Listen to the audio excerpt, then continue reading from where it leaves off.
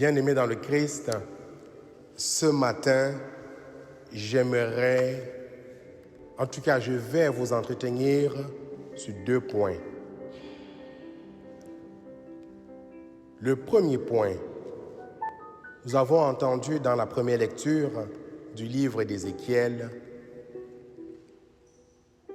un serviteur de Dieu envoyé vers le peuple de Dieu pour annoncer une parole.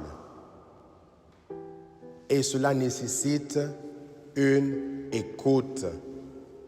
Cela nécessite un accueil.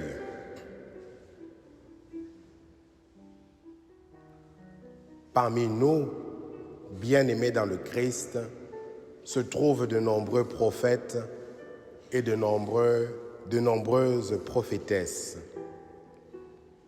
Car de tout temps et encore aujourd'hui, le Seigneur continue à appeler. Il continue à envoyer. Et ce ne sont pas des anges qu'il envoie au quotidien.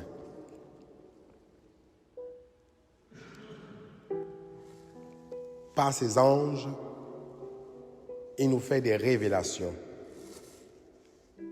On le voit dans l'histoire biblique avec Marie et bien d'autres personnages.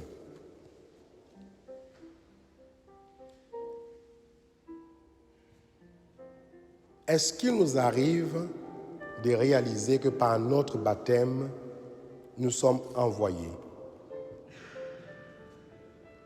L'Église nous rappelle que nous sommes par notre baptême prêtres, prophètes et rois.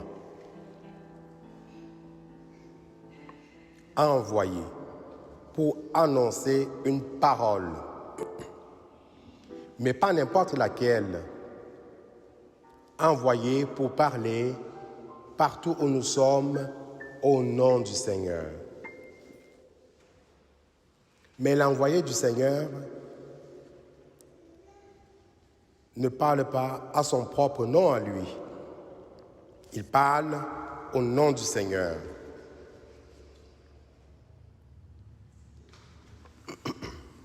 Voilà pourquoi Saint Paul, dans la deuxième lecture, avec beaucoup d'humilité, parle d'une écharde dans sa chair. Il parle d'une faiblesse humaine qui l'empêche de s'enfler la cheville ou d'avoir une grosse tête qui passe plus par la porte. Oui, il a reçu de nombreux charismes, de nombreuses grâces de la part du Seigneur pour la mission. Mais cette mission ne doit pas le replier sur lui-même, attirer tous les projecteurs sur lui. Quand projecteur il y a, ça doit être dirigé vers le Christ et non pas vers nous. Voilà pourquoi nous, en tant que baptisés, nous devons en permanence, à chaque fois, prendre conscience de notre humanité, prendre conscience de nos faiblesses humaines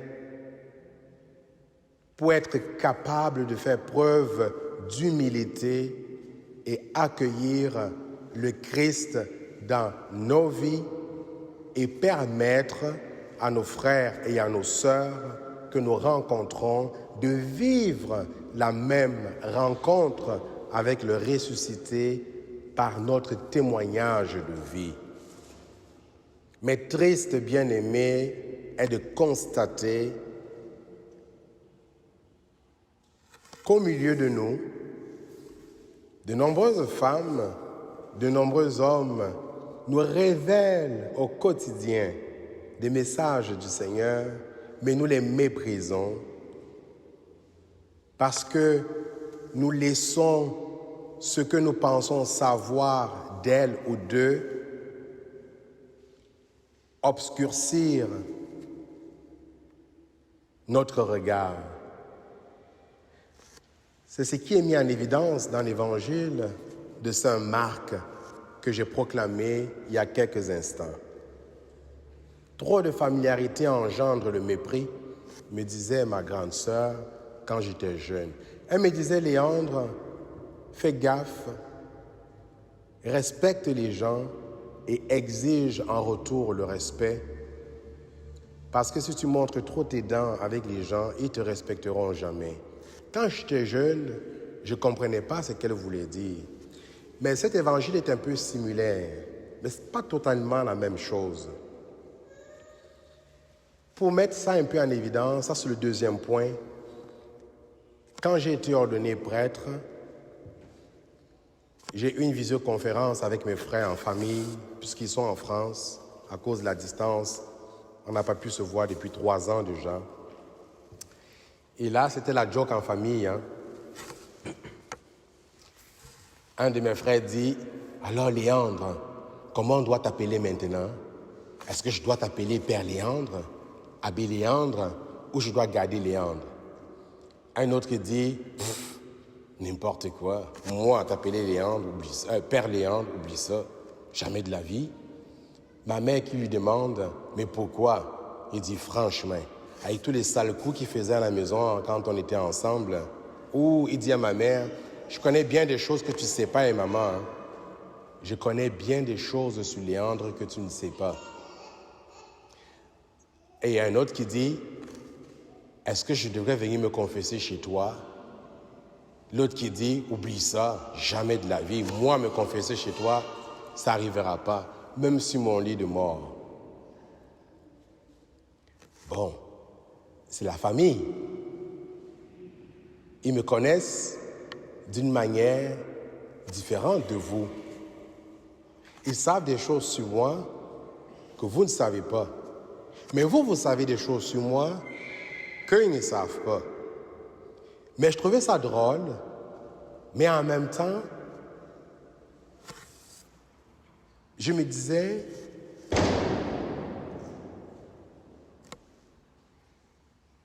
c'est curieux de voir comment, même si c'est resté au niveau de la blague, comment c'était révélateur. Et ce grand frère en question, j'ai réalisé après qu'il est très sérieux, même après 1 an d'ordination. Il me dit, jamais j'irai me confesser chez toi. Mais tant mieux, je ne le confesserai pas parce que c'est réciproque. Je connais des choses sur lui que je serais tellement très impliqué à le recevoir au sacrement de la réconciliation. Bien-aimé dans le Christ, ce que le Christ, le Seigneur Jésus-Christ, a subi au milieu des siens, nous le faisons endurer à de nombreux frères, à de nombreuses sœurs au quotidien. Ou nous sommes quelquefois victimes de cela dans nos propres familles. Combien parmi vous, en tant que parents, maman, papa, grand-maman, grand-papa, parlent du Christ à leurs enfants ou à leurs petits-enfants sans se faire abouer? De plus en plus, un bon pourcentage des jeunes générations ne pratiquent plus. Certains ne croient plus. Certains ne viennent plus à l'église. Et plusieurs parmi vous me partagent lors des rencontres leur peine de voir que les enfants ou les petits-enfants ne pratiquent pas. Mais vous vivez un peu ce que le Christ a vécu et qui a été présenté dans l'évangile de ce matin. Mais bien-aimés dans le Christ, ne laissons pas ce que nous pensons savoir des gens, nos familiarités habituelles, nous empêcher d'être attentifs à une parole prophétique que le Seigneur met dans la bouche de nos frères et de nos sœurs. Faites l'expérience. Souvent, le Seigneur passe par des gens qui nous sont très proches, des gens que nous voyons au quotidien, des gens avec qui nous dormons, des gens avec qui nous avons une très grande confidentialité. Mais demandons au Seigneur la grâce de toujours, comme Saint Paul,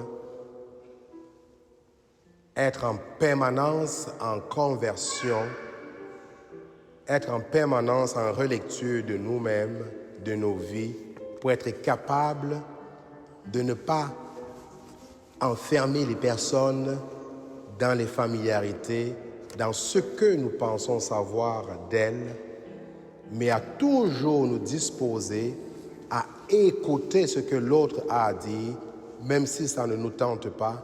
Écouter d'abord, présenter ça au Seigneur après, méditer avant de réagir.